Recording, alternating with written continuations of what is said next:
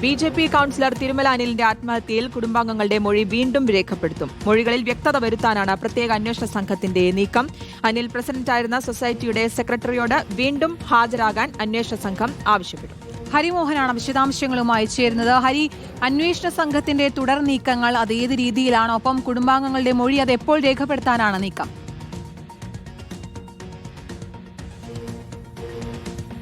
കഴിഞ്ഞ ദിവസമാണ് കുടുംബാംഗങ്ങളുടെ മൊഴി ആദ്യഘട്ടം എന്നുള്ള നിലയ്ക്ക് രേഖപ്പെടുത്തിയത്. ഇനിയിപ്പോൾ രണ്ടാം ഘട്ടം എന്നുള്ള നിലയ്ക്കാണ് അവരെ വീണ്ടും വിട്ടിച്ചെന്നുകൊണ്ട് വീണ്ടും മൊഴിയെടുക്കാൻ വേണ്ടി പോലീസ് ആലോചിക്കുന്നത്. അതിൽ ഏറ്റവും പ്രധാനപ്പെട്ട ഒരു കാര്യമെന്ന് പറയുന്നത് അന്ന് ആ സമയത്ത് മൊഴിയെടുക്കുമ്പോൾ ഈ സാമ്പത്തിക ബാധ്യതയുമായി ബന്ധപ്പെട്ടുകൊണ്ട് അനിൽ ഏറെ മാനസിക സമ്മർദ്ദത്തിലായിരുന്നു.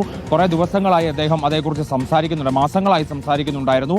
അതുകൊണ്ട് തന്നെ അന്ന് രാവിലെ അവിടെ നിന്ന് ഇറങ്ങി പോകുന്ന സമയത്ത് തന്നെ അദ്ദേഹം അസ്വസ്ഥനായിരുന്നു. പക്ഷേ ഉടനെ തിരിച്ചു വരാം എന്ന് പറഞ്ഞുകൊണ്ടാണ് അദ്ദേഹം വീട്ടിൽ നിന്ന് ഇറങ്ങിപ്പോയത് എന്നൊക്കെയാണ് അന്ന് ഭാര്യ ആശ മൊഴി നൽകിയത്. പക്ഷേ ഇക്കാര്യത്തിൽ കുറച്ച് വ്യക്തത പോലീസ് ആവശ്യപ്പെടുന്നുണ്ട്. അതുകൊണ്ടാണ് വീണ്ടും മൊഴി നൽകാൻ വേണ്ടി തയ്യാറെടുക്കുന്നത്. പക്ഷേ ഏറ്റവും പ്രധാനപ്പെട്ട പോലീസിന് മുൻപിലുള്ള ഒരു കടമ്പ എന്ന് പറയുന്നത് ഈ സൊസൈറ്റി സെക്രട്ടറിയുടെയും മറ്റ് സൊസൈറ്റി ഭാരവാഹികളുടെയും മൊഴി ഇതുവരെ രേഖപ്പെടുത്താൻ കഴിഞ്ഞിട്ടില്ല എന്നുള്ളതാണ്. സൊസൈറ്റി സെക്രട്ടറിയെ ഇന്നലെ ഹാജരാവാൻ വേണ്ടി ആവശ്യപ്പെട്ടിരുന്നെങ്കിലും അവർ ഹാജരായില്ല. മാസാവസാനമായതിനാൽ സൊസൈറ്റിയിൽ ഓഡിറ്റിംഗുമായി ബന്ധപ്പെട്ടുകൊണ്ട് ചില കാര്യങ്ങൾ നടക്കുകയാണ്, തിരക്കാണ്, അതുകൊണ്ട് അസൗകര്യമുണ്ട് എന്നുള്ളതാണ് അറിയിച്ചത്. പക്ഷേ ഇനിയിപ്പോൾ മറ്റൊരു ദിവസത്തേക്ക് അവരെ വിളിച്ചു വരുത്തേണ്ടതുണ്ട്.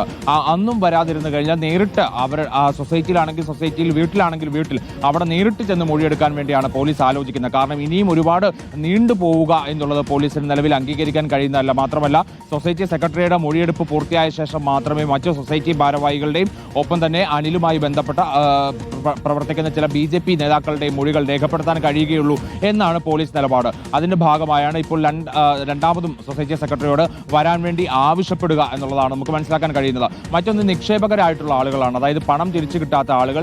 ആ പണം തിരിച്ചു കിട്ടാത്ത ആളുകളുടെ മൊഴികൾ രേഖപ്പെടുത്തും. ഒപ്പം തന്നെ വായ്പ എടുത്തവർ അവരുടെ പട്ടിക ശേഖരിച്ചു വരികയാണ്. പൂർണ്ണ തോതിൽ പട്ടിക ആയിട്ടില്ലെങ്കിൽ പോലും അവരുടെ ഒരു പ്രാഥമിക പട്ടിക ആയിട്ടുണ്ട്. അവരുടെ മൊഴി കൂടി രേഖപ്പെടുത്താനാണ് പോലീസ് ആലോചിക്കുന്നത്. ഇന്നലെ ഈ അനിലിന്റെ ഓഫീസിൽ, അതായത് തിരുമലയിലുള്ള അനിൽ മരിച്ച നിലയിൽ കാണപ്പെട്ട ഓഫീസിലെ ജീവനക്കാരിയായിട്ടുള്ള സരിതയുടെ മൊഴി ഇന്നലെ രേഖപ്പെടുത്തിയിരുന്നു.